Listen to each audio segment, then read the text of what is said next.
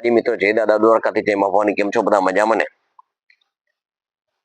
મિત્રો, કલ્યાણ ક્યારે થાય? તમારું કલ્યાણ થાય, આવા આપણને આશીર્વાદ મળે, ભગવાન કલ્યાણ કરે. મિત્રો, કલ્યાણ ક્યારે થાય?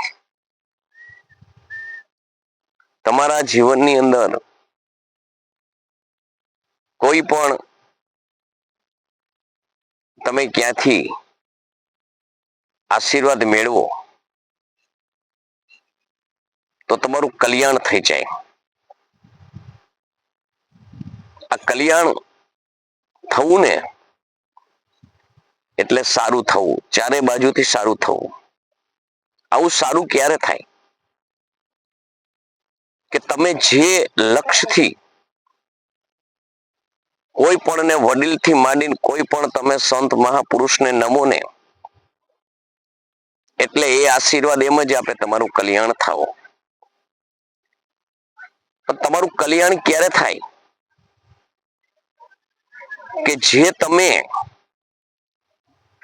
સારા આશીર્વાદ તમને સંત મહાપુરુષ કે વડીલ પાસેથી મળ્યા છે, તો એ આશીર્વાદ પાછળનો મર્મ પણ જે આપનાર છે ને એને સાધીને તમને આશીર્વાદ આપ્યા છે કે તમે સારો વિચાર જીવનમાં લાવી અને નયમાં હશો ને તો જ તમારું કલ્યાણ થશે. તમારા જીવનની અંદર કોઈ પણ પ્રત્યે દ્વેષ ભાવના હોય, કોઈ પણ પ્રત્યે તમને રાગ દ્વેષ હોય, કોઈ પણ પ્રત્યે તમને બદલાની પ્રતિશોધની ભાવના હોય અને એને વળતો જવાબ આપવા માટે જો તમે કોઈ પણને નમન કરી અને આશીર્વાદ લેવા માંગતા હોય ને તો આ તમને આપેલો આશીર્વાદ કલ્યાણ થાવો એ કલ્યાણ ન થાય ને તો તમારે એવું મિત્રો ન સમજવું કે આશીર્વાદ ખોટો પડ્યો. કારણ કે જે કલ્યાણ થવાનો જે આશીર્વાદ આપે ને એમાં સદવૃત્તિથી આપેલો છે. એને તમને સાચી વૃત્તિથી આપેલો છે અને જે આશીર્વાદ જે લક્ષ્યથી આપેલો હોય ને એ પ્રમાણે જ ફળે. એટલે કોઈ પણ પાસેથી આપણે આશીર્વાદ મેળવેલો હોય એ આશીર્વાદ શુભ હોય. જેમ આશીર્વાદ શુભ હોય એમ કાર્યની પ્રણાલિકા, વિચારસરણી અને કાર્ય કરવાની પદ્ધતિ અને જે કાર્ય કરવું છે એ પણ શુભ હોવું જોઈએ. જીવનમાં કોઈને નુકસાન કરતા થઈએ, કોઈને તકલીફ આપતા થઈએ કે જીવનમાં કોઈ પણને આપણે હાનિકારક થઈએ, આવું કોઈ પણ જગ્યાએ આવી વિચારસરણીથી જે કાર્ય થતું હોય ને એ કાર્યમાં કોઈ દિવસ સફળતા ન મળે. કારણ કે જે આપણો વિચાર છે, જે આપણી એના પ્રત્યે જે ભાવ છે એ ભાવમાં ફરક છે. જેથી કરી અને આપણો જે ભાવ છે ને એ શુદ્ધ હેતુનો હોવો જોઈએ તો કલ્યાણ થાય.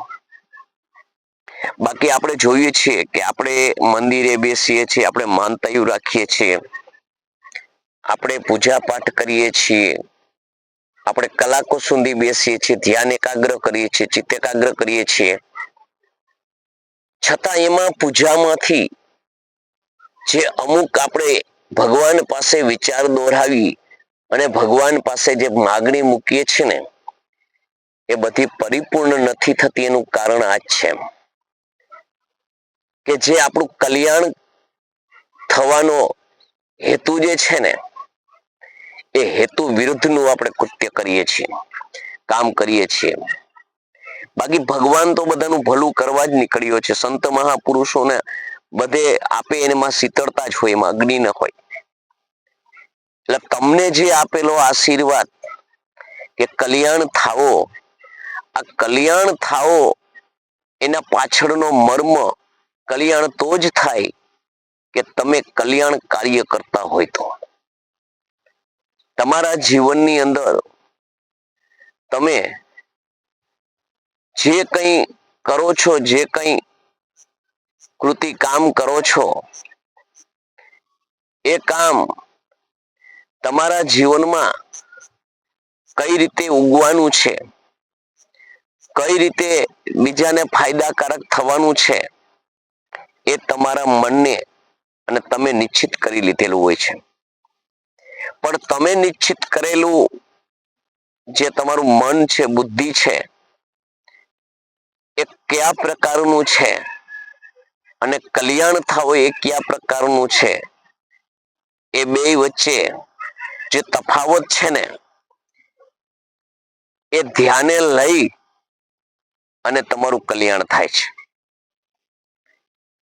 એટલે જીવનમાં કાયમી આપણે પૂજા કરતા હોય, મેં તમને કહ્યું પૂજા કરતા હોય, ધ્યાન એકાગ્ર કરતા, ચિત્ત એકાગ્ર કરતા હોય, પણ એમાં ઘણી માનતાઓ આપણે રાખીએ છીએ, ફળે છે. આપણે આશીર્વાદ કલ્યાણ થવાના લઈએ છીએ, પરંતુ આમાં બધા સક્સેસ નથી થતા, બધા સફળ નથી થતા. એનું કારણ એક જ છે કે આપણી વૃત્તિ જે છે, આપણી વૃત્તિ કલ્યાણ થવાના વિરોધમાં હોય છે. અને જો કલ્યાણ થાવો એના એના મુજબ હોય તો કલ્યાણ થાય છે. પરિણામે માણસ છે ને, એ દેવ ઉપર, એ સંત ઉપર, એ વડીલ ઉપર, કે જ્યાં કલ્યાણ થાવો એમ જે તમને આશીર્વાદ મળ્યા છે, એને ભગવાન ઘોડે પૂજે છે, ભગવાન સમજે છે, વારંવાર માનતા માને છે. અને એમાં જે એની વિરોધી પાસે કાર્ય ન હોય, હાનિકારક ન હોય, તો કાયમી માટે એનું કલ્યાણ થાય છે. બાકી તો ગમે તેવું ભગવાન શક્તિમાન હોય, ગમે એવા ભગવાન વચનબદ્ધ હોય, બધું સાચું જ હોય, પણ કલ્યાણ નથી થતું અને માણસ એના માથેથી શ્રદ્ધા ગુમાવે છે. એટલે કલ્યાણ તો જ થાય કે આપણે કલ્યાણ થાય એવું કાર્ય કરતા હોય. તો મિત્રો, મારો વિડીયો તમને કેવો લાગ્યો એ કોમેન્ટ કરીને જણાવજો. જય માતાજી, જય દાદા દ્વારકાથી, જય માં ભવાની.